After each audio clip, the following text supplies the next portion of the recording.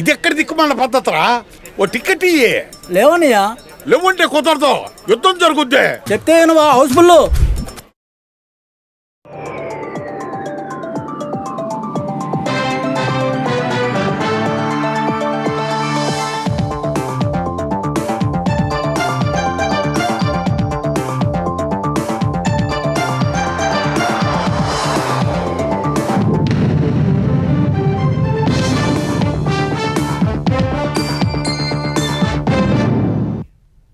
నమస్కారం, ETV news కు స్వాగతం. ముందుగా ముఖ్యాంశాలు. ఏపీలో నకిలీ మద్యం తయారీకి జోగి రమేష్ సహకారం. లక్షల్లో ముట్టజెప్పిన ప్రధాన నిందితుడు జనార్దన్ రావు. సిట్ తుది ఛార్జ్ షీట్లో వెల్లడి. గ్రామ కంఠం భూముల రిజిస్ట్రేషన్ కు ఏపీ సర్కార్ పచ్చజెండా. పన్ను రసీదుల ఆధారంగా చేయాలని నిర్ణయం. ఆదేశాలు జారీ చేసిన సీఎస్. తెలంగాణలో 3 రకాలుగా సాగు భూముల విలువల సవరణ. ఓఆర్ఆర్ లోపల కనిష్టంగా 15 లక్షలకు పెంపు. అపార్ట్మెంట్లలో చదరపు అడుగు 6,000. ఇందిరమ్మ కుటుంబ జీవిత బీమాపై నేడు విధి విధానాల ఖరారు. భట్టి విక్రమార్క అధ్యక్షతన సమావేశం కానున్న మంత్రివర్గ ఉపసంఘం. భారత్లో నార్వే పెట్టుబడులకు మోదీ ఆహ్వానం. ఆ దేశ ప్రధానితో విస్తృత చర్చలు. జియాలజీ, ఆరోగ్య రంగాల్లో సహకారం విస్తృతికి నిర్ణయం. ఇరాన్పై నేడు చేయాలనుకున్న దాడులు నిలిపివేసినట్లు ట్రంప్ ప్రకటన. యుఏఈ, సౌదీ, ఖతార్ విజ్ఞప్తి మేరకేనని వెల్లడి. చర్చలు కొనసాగుతున్నట్లు పోస్ట్. అదానీపై కేసులు ఉపసంహరించిన అమెరికా న్యాయ విభాగం. ఆరోపణలకు ఆధారాలు లేవని వెల్లడి. కొంత జరిమానా చెల్లించనున్న భారత వ్యాపారవేత్త.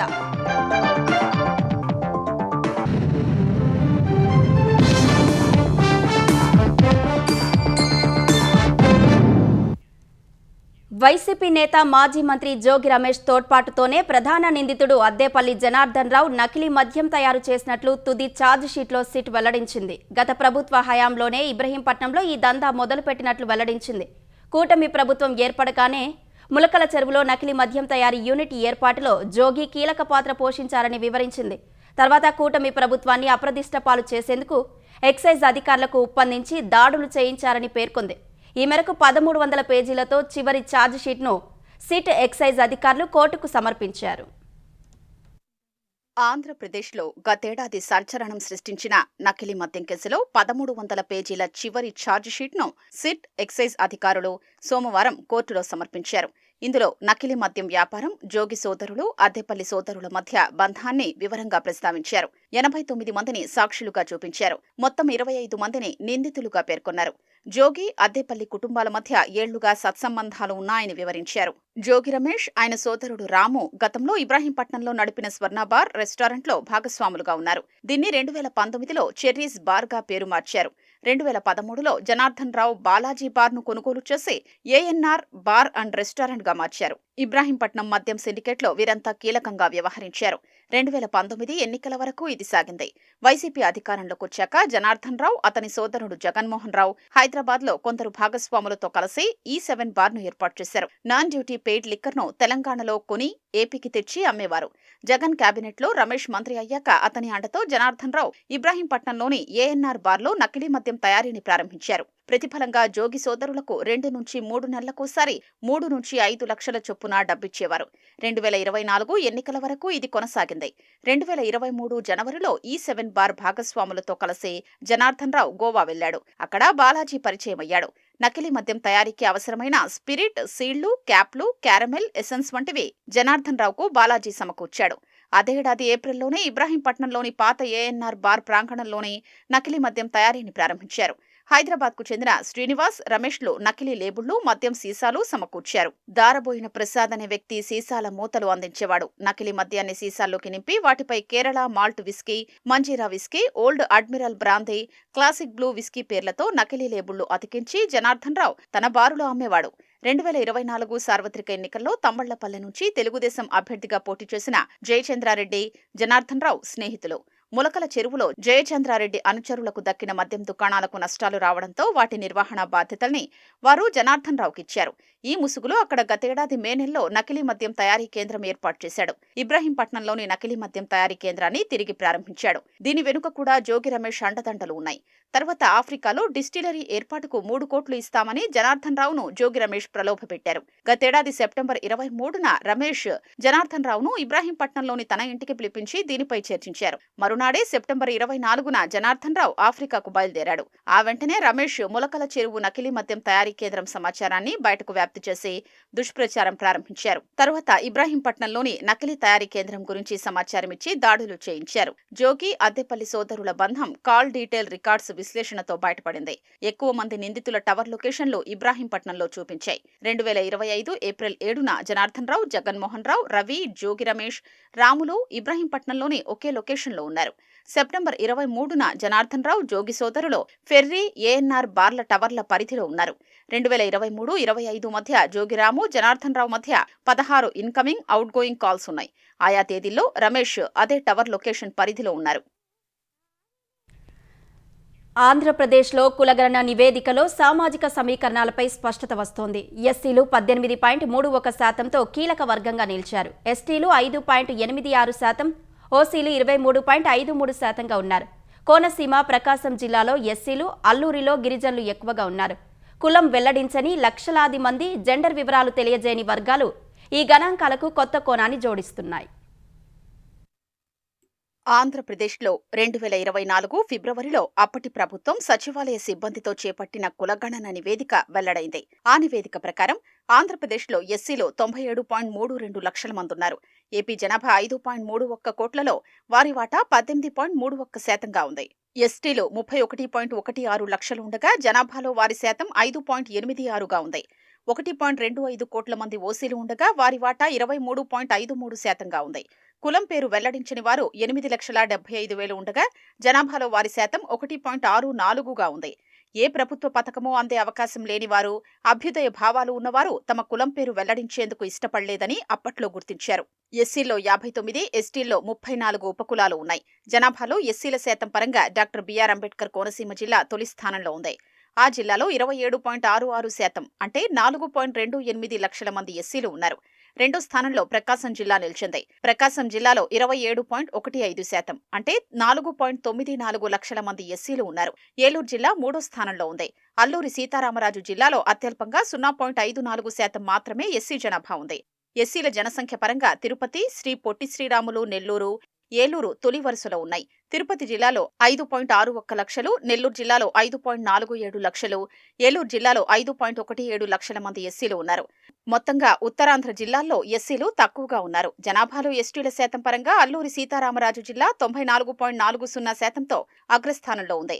71.73%తో పోలవరం, 30.53%తో పార్వతీపురం మన్యం జిల్లాలు 2-3 స్థానాల్లో నిలిచాయి. ఎస్టీల సంఖ్య పరంగా గిరిజన జిల్లాలైన అల్లూరి, పార్వతీపురం మన్యం, పోలవరం జిల్లాలు తొలి 3 స్థానాల్లో ఉన్నాయి. కనిష్టంగా అంబేద్కర్ కోనసీమ జిల్లాలో 12,949 మంది మాత్రమే ఎస్టీలు ఉన్నారు.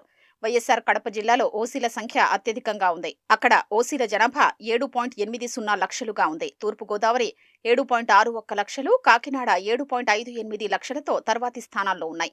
కోస్తాంధ్ర జిల్లాల్లో సంఖ్యాపరంగా ఓసీలు ఎక్కువగా ఉన్నారు. అల్లూరి సీతారామరాజు, పోలవరం, పార్వతీపురం మన్యం జిల్లాల్లో ఓసీల జనాభా తక్కువగా ఉంది. ఆంధ్రప్రదేశ్లో హిజ్రాలు 4,842 మంది ఉన్నారు. జెండర్ వెల్లడించని వారు 2,17,045 మంది ఉన్నట్లు కులగణనలో తేలింది. ఆంధ్రప్రదేశ్లో పురుషుల కంటే మహిళలు 1.96 లక్షల మంది ఎక్కువగా ఉన్నారు. మొత్తం జనాభా 5,31,39,056 కాగా వీరిలో పురుషులు 2,63,60,353 మంది ఉన్నారు. మహిళలు 2,65,56,816 మంది ఉన్నారు. అన్నమయ్య, కాకినాడ, శ్రీ సత్యసాయి, విజయనగరం, పల్నాడు జిల్లాల్లో స్త్రీ పురుషుల సంఖ్య దాదాపు సమానంగా ఉంది. 18 ఏళ్లలోపు బాలబాలికలు సుమారు 1 కోటి మంది ఉన్నారు. ఇంధన పొదుపు చేపట్టే కార్యాచరణలో భాగంగా ఎలక్ట్రిక్ వాహనాల వినియోగాన్ని ఉద్యమంగా మార్చేలా ప్రణాళికలు రచించాలని ముఖ్యమంత్రి చంద్రబాబు అధికారులను ఆదేశించారు. ఈవీ సైకిళ్లు, ఈవీ వాహనాలను ప్రోత్సహించేలా చర్యలు తీసుకోవాలని సీఎం దిశానిర్దేశం చేశారు. సచివాలయం నుంచి ఈవీ కంపెనీల ప్రతినిధులతో చంద్రబాబు వీడియో కాన్ఫరెన్స్ ద్వారా మాట్లాడారు. ఆంధ్రప్రదేశ్లో స్వర్ణ గ్రామ, స్వర్ణ వార్డు కార్యాలయాలకు ఎలక్ట్రిక్ సైకిళ్లు అందించేందుకు చర్యలు చేపట్టాలని సూచించారు. మొత్తం 16,000 ఎలక్ట్రిక్ సైకిళ్లను ఆ కార్యాలయాల సిబ్బందికి అందించాలని సీఎం ఆదేశించారు. ఈవీ వాహనాలను సులభంగా కొనుగోలు చేసేలా రుణాలను అందించే ప్రయత్నం చేయాలన్నారు. ఇందుకు స్పెషల్ పర్పస్ వెహికల్ ఎస్పీవీ ఏర్పాటు చేయాలని స్పష్టం చేశారు. ఈఎంఐ విధానంలో ఈవీ సైకిళ్లను ఇచ్చేలా కార్యాచరణ చేపట్టాలన్నారు. ఛార్జింగ్ స్టేషన్లతో పాటు మౌలిక సదుపాయాలు కల్పించడంపై ప్రభుత్వం పూర్తి సహకారం అందిస్తుందని సీఎం హామీ ఇచ్చారు. ముఖ్యమంత్రి చంద్రబాబు నేడు నెల్లూరు జిల్లా కావలి నియోజకవర్గంలో పర్యటించనున్నారు. తుమ్మలపేంట వేదికగా మత్స్యకారుల సేవలో కార్యక్రమాన్ని ప్రారంభించనున్నారు. ఈ పథకం కింద వేట నిషేధ సమయంలో మత్స్యకారులకు 20,000 రూపాయల చొప్పున ఆర్థిక సహాయాన్ని విడుదల చేస్తారు. 1,30,796 మత్స్యకార కుటుంబాలకు 262 కోట్ల ఆర్థిక సహాయాన్ని ప్రభుత్వం జమ చేయనుంది. తొలుత తుమ్మలపేంట ప్రజా వేదిక సభలో చంద్రబాబు పాల్గొంటారు. మత్స్యకారుల సేవలో నిధులు విడుదల చేస్తారు. మధ్యాహ్నం గ్రామంలోని మత్స్యకార కుటుంబాలతో సమావేశం కానున్నారు. తర్వాత టీడీపీ శ్రేణులతో సమీక్షా సమావేశం నిర్వహిస్తారు. సాయంత్రం తిరిగి అమరావతికి చేరుకుంటారు. తెలంగాణలో వ్యవసాయ భూముల ప్రభుత్వ విలువను 3 రకాలుగా సవరించాలని ప్రభుత్వం నిర్ణయించింది. గ్రామీణ ప్రాంతాలు, జాతీయ ప్రధాన రహదారులు, మండల కేంద్రాలు, పట్టణాలకు సమీపంలోని భూముల విలువను సవరించనున్నారు. బాహ్య వలయ రహదారి లోపల స్థానిక పరిస్థితులను బట్టి మార్కెట్ విలువను సవరించాలని అంచనాకు వచ్చినట్లు తెలిసింది. మొత్తంగా సాగేతర స్థిరాస్తుల విలువ 50% వరకు సవరించనున్నట్లు తెలిసింది.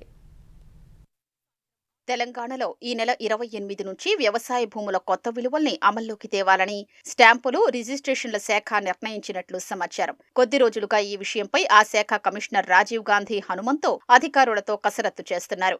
నిన్న తెలంగాణ రెవెన్యూ మంత్రి పొంగులేటి శ్రీనివాసరెడ్డి కూడా ఈ అంశంపై అధికారులతో సుదీర్ఘంగా చర్చించారు. ప్రజలపై ఒకేసారి ఎక్కువ భారం పడకుండా అమల్లోకి తేవాలని ఆయన సూచించినట్లు తెలిసింది. 1-2 రోజుల్లో తుది నిర్ణయం తీసుకోనున్నట్లు సమాచారం. ప్రస్తుతం తెలంగాణలో వ్యవసాయ భూములు ఎకరా ప్రభుత్వ మార్కెట్ విలువ కనిష్టంగా 1.75 లక్షలు ఉండగా 2.75 లక్షలకు సవరించే అవకాశాలు ఉన్నాయి. ఓఆర్ఆర్ లోపల ఎకరా ప్రభుత్వ విలువ 8.75 లక్షలు ఉండగా కనిష్టంగా 15 లక్షలకు సవరించే యోచనలో ఉన్నట్లు తెలుస్తోంది. హైదరాబాద్ చుట్టూ భూముల ధర బహిరంగ మార్కెట్లో భారీగా ఉంది. వట్టినాగులపల్లి తదితర ప్రాంతాల్లో ఎకరా 70 నుంచి 80 కోట్లు పలుకుతోంది. మరికొన్ని చోట్ల 150 కోట్లు కూడా ఉంది.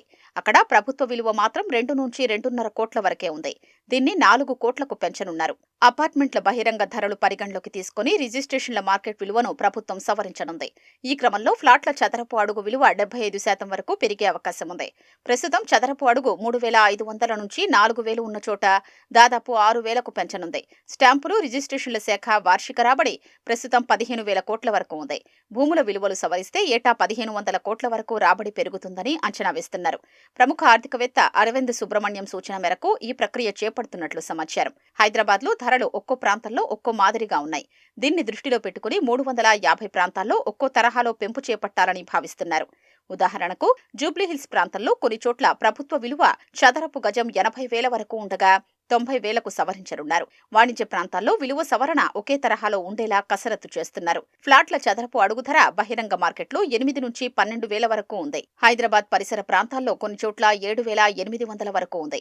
ఈ క్రమంలో అన్ని ప్రాంతాల్ని దృష్టిలో పెట్టుకుని ప్రభుత్వ విలువను 6,600 చెయ్యాలని భావిస్తున్నారు. 100 అడుగుల రోడ్లు, ఇతర రోడ్లు ఉన్న ప్రాంతాల్లో విలువ పెంపును అక్కడి బహిరంగ మార్కెట్ను అనుసరించి చేపట్టనున్నారు. తెలంగాణలో ఇందిరమ్మ కుటుంబ జీవిత బీమా పథకం విధి విధానాలు ఖరారు చేసేందుకు నేడు మంత్రివర్గ ఉపసంఘం భేటీ కానుంది. కుటుంబ యజమాని మరణిస్తే 5 లక్షల రూపాయల బీమా పరిహారం అందేలా ఈ పథకం అమలు చేయాలని ప్రభుత్వం ఇప్పటికే నిర్ణయించింది. జూన్ 2న రాష్ట్ర ఆవిర్భావ వేడుకల్లో ఇందిరమ్మ కుటుంబ జీవిత బీమా పథకాన్ని ముఖ్యమంత్రి రేవంత్ రెడ్డి లాంఛనంగా ప్రారంభించనున్నారు. విధి విధానాల ఖరారు చేసేందుకు ఇవాళ సాయంత్రం 5 గంటలకు ఉప ముఖ్యమంత్రి భట్టి విక్రమార్క, ఉత్తమ్ కుమార్ రెడ్డి, శ్రీధర్ బాబు, పొంగులేటి శ్రీనివాసరెడ్డితో కూడిన క్యాబినెట్ సబ్ కమిటీ సమావేశం కానుంది. అధికారులు, బీమా కంపెనీలు, భాగస్వామి సంస్థలతో చర్చించనుంది. విధి విధానాలను ఎల్లుండి జరగనున్న మంత్రివర్గంలో చర్చించి తుది నిర్ణయం తీసుకోనున్నారు. ఎక్కడా లేని విధంగా అనేక సంక్షేమ పథకాలను అందిస్తున్నది తెలంగాణ రాష్ట్రమేనని ఐటీ పరిశ్రమల శాఖ మంత్రి శ్రీధర్ బాబు తెలిపారు. ప్రభుత్వ పథకాల అమలు, అభివృద్ధి పనుల పురోగతి, వివిధ సమస్యలపై మేడ్చల్ మల్కాజిగిరి జిల్లా కలెక్టరేట్లో జిల్లా స్థాయి సమీక్షా సమావేశం నిర్వహించారు. ఈ సమావేశంలో మల్కాజిగిరి ఎంపీ ఈటల రాజేందర్, ప్రభుత్వ చీఫ్ విప్ పట్నం మహేందర్ రెడ్డి, ఎమ్మెల్యేలు పాల్గొన్నారు. తెలంగాణ సర్కార్ చేపట్టిన పథకాలు, క్షేత్రస్థాయిలో అమలు తీరుపై చర్చించారు. ప్రజా సమస్యలు దృష్టికి వచ్చిన వెంటనే అధికారులు సత్వరం పరిష్కరించే విధంగా చర్యలు చేపట్టాలని మంత్రి సూచించారు. ఈరోజు 99 రోజుల పాటు ప్రజాపాలన కార్యక్రమం భాగంలో చిన్న ఏదైతే గ్యాప్స్ ఉంటాయో దాన్ని పూర్తి స్థాయిలో గుర్తించి వెంటనే పరిష్కారం చేసే ఒక కార్యాచరణ నడుస్తూ ఉంది. వివిధ డిపార్ట్మెంట్లకు సంబంధించి ఈ కార్యాచరణలో నిమగ్నమై ఉన్నారు అధికారులందరూ కూడా. మరి ఇంకా రాబోయే కాలంలో కూడా మెడ్చల్ మల్కాజిగిరికి సంబంధించి మొన్ననే చూసాం, విద్యకు పెద్దపీట వేస్తామని 24 ప్రైమరీ స్కూల్స్కు సంబంధించిన శాంక్షన్లు ముఖ్యమంత్రి గారు ఇవ్వటం జరిగింది. ఈ జిల్లాలో ఎక్కడైతే స్థలం ఉంటుందో అక్కడ వెంటనే యంగ్ ఇండియా మరి స్కూల్ని ఏర్పాటు చేసే కార్యాచరణ తీసుకొని ఇక్కడే ఏర్పాటు చేశాము ఈ జిల్లాకు సంబంధించి మెడ్చల్ నియోజకవర్గంలో. హరిత వ్యూహాత్మక భాగస్వామ్యాన్ని మరింత బలోపేతం చేసుకోవాలని భారత్, నార్వే నిర్ణయించాయి. 2030 నాటికి ద్వైపాక్షిక వాణిజ్యాన్ని రెట్టింపు చేసుకోవాలని లక్ష్యాన్ని నిర్దేశించుకున్నాయి. నార్వే పర్యటనలో ఆ దేశ ప్రధాని జొనాస్ గర్స్టర్తో ప్రధాని నరేంద్ర మోదీ విస్తృత ద్వైపాక్షిక చర్చలు జరిపారు. భారత్, నార్వేలు చర్చలు దౌత్యాన్ని బలంగా విశ్వసిస్తాయని ప్రధాని నరేంద్ర మోదీ తెలిపారు. ఏ సమస్యను సైనిక ఘర్షణల ద్వారా పరిష్కరించలేమన్నారు. ఉక్రెయిన్, పశ్చిమాసియాలో యుద్ధాలు త్వరగా ముగియాలని ఆకాంక్షించారు. ఆయా ప్రాంతాల్లో శాంతి పునరుద్ధరణకు జరిగే ప్రయత్నాలకు భారత్ మద్దతిస్తుందని మోదీ స్పష్టం చేశారు. జియాలజీ, ఆరోగ్యం సహా పలు రంగాల్లో సహకారాన్ని విస్తృతపరుచుకోవాలనే నిర్ణయానికి వచ్చామని తెలిపారు. ఆర్కిటిక్ ప్రాంతంలో భారత్ నిర్వహిస్తున్న హిమాద్రి పరిశోధనా కేంద్రానికి నార్వే అందిస్తున్న మద్దతును మోదీ కొనియాడారు. ఐక్యరాజ్యసమితి భద్రతా మండలిలో భారత శాశ్వత సభ్యత్వానికి నార్వే ప్రధాని జొనాస్ గర్స్టర్ మద్దతు తెలిపారు. ఇండో పసిఫిక్ ఓషన్స్ ఇనిషియేటివ్లో చేరాలన్న నార్వే నిర్ణయాన్ని భారత్ స్వాగతించింది. భారత్లో పెట్టుబడులు పెట్టాలని నార్వే కంపెనీల సీఈఓలను ప్రధాని నరేంద్ర మోదీ ఆహ్వానించారు. ఓస్లోలో India Norway business and research సమ్మిట్లో ప్రధాని మోదీ పాల్గొన్నారు. పన్నులు, కార్మిక చట్టాల్లో భారత్ తీసుకొచ్చిన సంస్కరణలను ఆయన ప్రస్తావించారు. వ్యాపార నిర్వహణను సులభతరం చేసేందుకు నిబంధనలను సరళీకరిస్తున్నామని తెలిపారు. అనేక రంగాల్లో ఉత్పత్తి ఆధారిత ప్రోత్సాహకాలు అందిస్తున్నామని చెప్పారు. ప్రస్తుతం నార్వేకు చెందిన 10% ఓడలు భారత్లోనే తయారవుతున్నాయని ప్రధాని వెల్లడించారు. రాబోయే 5 ఏళ్లలో ఈ వాటాను 25% పెంచాలని లక్ష్యంగా పెట్టుకున్నామని తెలిపారు. వాణిజ్య, ఆర్థిక భాగస్వామ్య ఒప్పందం అమల్లోకి వచ్చాక భారత్, నార్వే మధ్య ద్వైపాక్షిక వాణిజ్యం, పెట్టుబడుల్లో వృద్ధి నమోదైందని వివరించారు.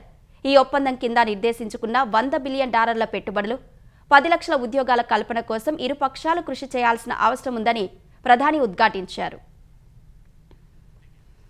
దేశవ్యాప్తంగా పెట్రోల్, డీజిల్ ధరలు వారం రోజుల వ్యవధిలో రెండోసారి పెరిగాయి. పెట్రోల్, డీజిల్పై 90 పైసల చొప్పున చమురు మార్కెటింగ్ కంపెనీలు పెంచాయి.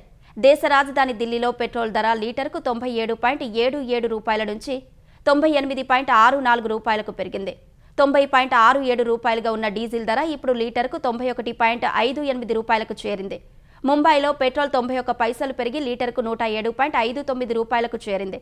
డీజిల్ 94 పైసలు పెరిగి లీటర్కు 94 రూపాయల 8 పైసలకు చేరింది. కోల్కతాలో పెట్రోల్ అత్యధికంగా 96 పైసలు పెరిగి లీటర్కు 109 రూపాయల 70 పైసలకు చేరుకోగా, డీజిల్ ధరలు 94 పైసలు పెరిగి లీటర్కు 96.07కు చేరింది. చెన్నైలో పెట్రోల్ ధరలు 82 పైసలు పెరిగి లీటర్కు 104.49 రూపాయలకు, డీజిల్ 86 పైసలు పెరిగి లీటర్కు 96.11 రూపాయలకు ఎగబాకింది. ఆంధ్రప్రదేశ్లో గ్రామకంఠం భూముల రిజిస్ట్రేషన్లకు చిక్కుముడులు తొలగిపోయాయి.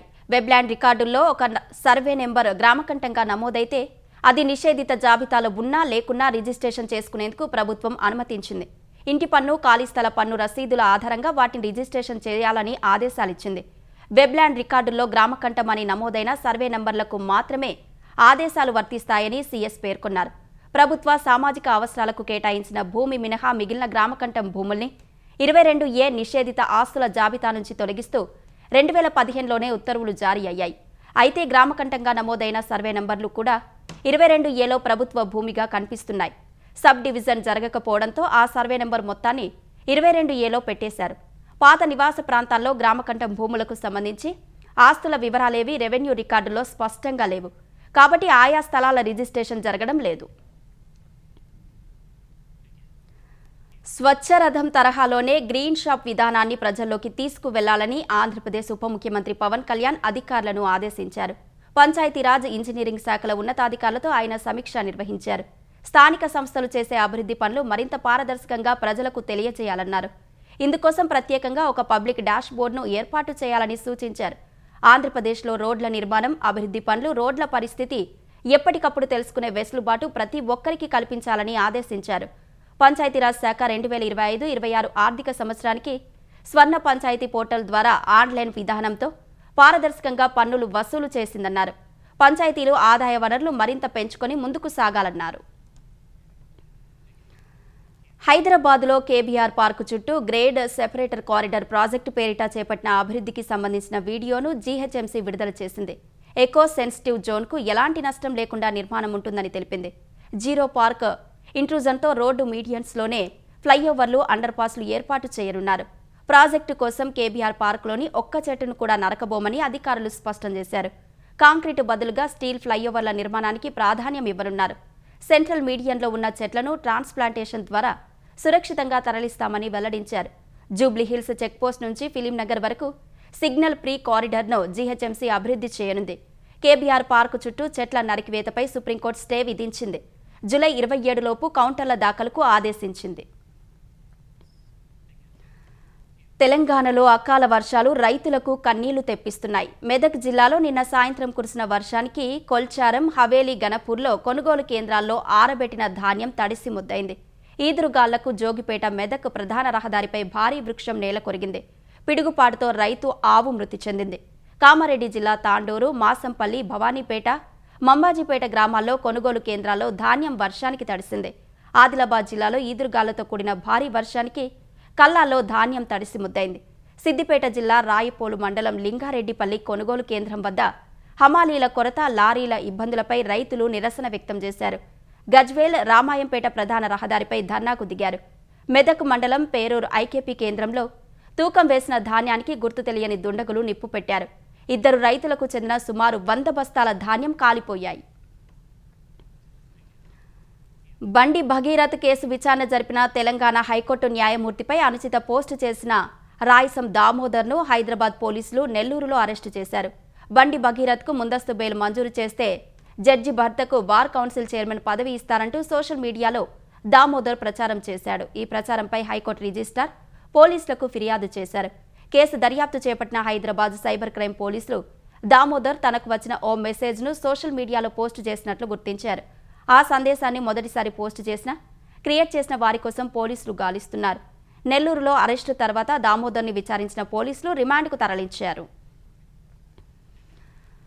తెలంగాణలోని సింగిల్ స్క్రీన్ థియేటర్లలో పెద్ది సినిమా విడుదలపై సందిగ్ధత కొనసాగుతుంది. పర్సెంటేజీ విధానంలోనే పెద్ది చిత్రాన్ని ప్రదర్శిస్తామని ఎగ్జిబిటర్లు పట్టుబడుతున్నారు. పర్సెంటేజీ వివాద పరిష్కారానికి తెలుగు ఫిలిం ఛాంబర్ ఇటీవల 21 మందితో ప్రత్యేక కమిటీని ఏర్పాటు చేసింది. కమిటీ ఫిలిం ఛాంబర్లో రెండోసారి సమావేశమై అద్దె పర్సెంటేజీ ప్రతిపాదనలపై చర్చించింది. ప్రస్తుతం అద్దె విధానాల్లోనే సినిమాలు ప్రదర్శించాలని కమిటీలో సూచించగా ఎగ్జిబిటర్లు అభ్యంతరం వ్యక్తం చేసినట్టు తెలుస్తోంది. పెద్ది చిత్రాన్ని అడ్డుపెట్టుకుని సమస్యను దాటవేసేందుకు నిర్మాతలంతా ప్రయత్నిస్తున్నారని ఎగ్జిబిటర్లు వాగ్వాదానికి దిగారు. పెద్ది చిత్రాన్ని పర్సెంటేజీ విధానంలోనే ప్రదర్శిస్తామని వారు చెప్పినట్లు తెలుస్తోంది. ఈ విషయంపై నేడు స్పష్టత వచ్చే అవకాశం ఉంది. ఇరాన్పై దాడుల విషయంలో అమెరికా అధ్యక్షుడు డొనాల్డ్ ట్రంప్ సంచలన ప్రకటన చేశారు. ఖతార్, సౌదీ, యుఏఈ పాలకుల అభ్యర్థన మేరకు టెహ్రాన్పై ఇవాళ చేపట్టాల్సిన దాడులను తాత్కాలికంగా నిలిపివేసినట్లు ట్రూత్ సోషల్లో పోస్టు చేశారు. ప్రస్తుతం ఇరాన్తో సీరియస్గా చర్చలు జరుగుతున్నాయని ట్రంప్ తెలిపారు. అవి ఒప్పందంగా మారే అవకాశం ఉందని అరబ్ దేశాల పాలకులు భావిస్తున్నట్లు వెల్లడించారు. ఇరాన్తో శాంతి ఒప్పందం అమెరికాతో పాటు పశ్చిమాసియా దేశాలకు కూడా ఆమోదయోగ్యంగా ఉంటుందని ట్రంప్ ఆశాభావం వ్యక్తం చేశారు.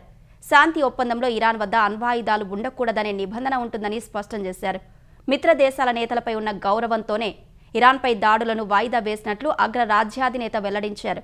దాడుల నిలిపివేతపై రక్షణ మంత్రి Pete Hegseth, joint chiefs of staff chairman general Daniel కేన్లకు ఆదేశాలు జారీ చేసినట్లు తెలిపారు. అయితే చర్చలు విఫలమై ఒప్పందం కుదరకపోతే ఇరాన్పై దాడులకు సిద్ధంగా ఉండాలని సైన్యాన్ని ఆదేశించినట్లు ట్రంప్ తెలిపారు. ఇరాన్పై సైనిక చర్య విషయంలో జాతీయ భద్రతా బృందం అధ్యక్షుడితో సమావేశం కావాల్సి ఉందని ఇద్దరు అధికారులు తెలిపారు. ఈ క్రమంలోనే సౌదీ, ఖతార్, యుఏఈ పాలకులు ట్రంప్తో ఫోన్లో మాట్లాడినట్లు సమాచారం.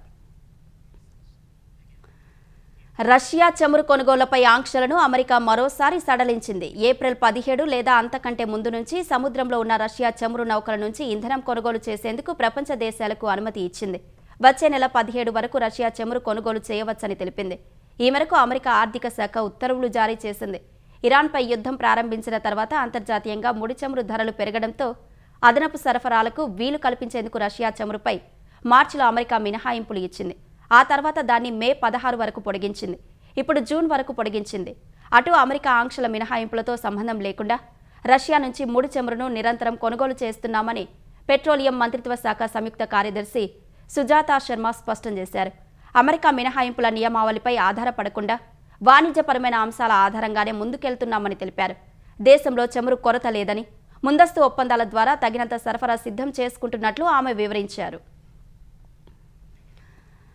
అదానీ గ్రూప్ చైర్మన్ గౌతమ్ అదానీ, ఆయన బంధువు సాగర్ అదానీపై ఉన్న క్రిమినల్ కేసులన్నింటినీ అమెరికా న్యాయ విభాగం ఉపసంహరించుకుంది. ఆరోపణలను రుజువు చేసేందుకు తగిన ఆధారాలు లేవని ప్రాసిక్యూటర్లు నిర్ధారించిన తర్వాత ఈ నిర్ణయం తీసుకుంది. ఫలితంగా న్యూయార్క్లో high profile securities wire fraud case పూర్తిగా ముగిసింది. గత వారం సివిల్ కేసులను US securities and exchange commission ఉపసంహరించుకుంది. భారత్లో సోలార్ విద్యుత్ కాంట్రాక్టులను దక్కించుకోవడానికి అక్కడి పాలకులకు అదానీ గ్రూప్ దాదాపు $265 మిలియన్ లంచాలు ఇచ్చిందని అమెరికా ప్రభుత్వం, యుఎస్ సెక్యూరిటీస్ అండ్ ఎక్స్చేంజ్ ఆరోపించాయి. ఈ విషయాన్ని అమెరికా పెట్టుబడిదారులు, రుణదాతల వద్ద దాచిపెట్టి నిధులు సేకరించిందని తెలిపాయి. 2024 చివరిలో అమెరికా ప్రభుత్వం అదానీపై ఈ కేసులను మోపింది. సౌర విద్యుత్ ప్రాజెక్టులకు సంబంధించిన సివిల్ కేసులపై గత వారం యుఎస్ సెక్యూరిటీస్ అండ్ ఎక్స్చేంజ్ కమిషన్తో అదానీ ఒప్పందం చేసుకున్నారు. ఇందులో భాగంగా తమపై వచ్చిన ఆరోపణలను అంగీకరించకుండా లేదా తిరస్కరించకుండానే గౌతమ్ అదానీ $6 మిలియన్, సాగర్ అదానీ $12 మిలియన్ జరిమానా చెల్లించడానికి అంగీకరించారు. ఇరాన్ ఎల్పీజీ దిగుమతులపై ఆంక్షల ఉల్లంఘనకు సంబంధించిన కేసును America office of foreign assets కంట్రోల్తో పరిష్కరించుకున్నట్లు అదానీ గ్రూప్ తెలిపింది. కేసు పరిష్కారం కోసం 2,600 కోట్లకు పైగా చెల్లించేందుకు అదానీ ఎంటర్ప్రైజెస్ అంగీకరించినట్లు వివరించింది.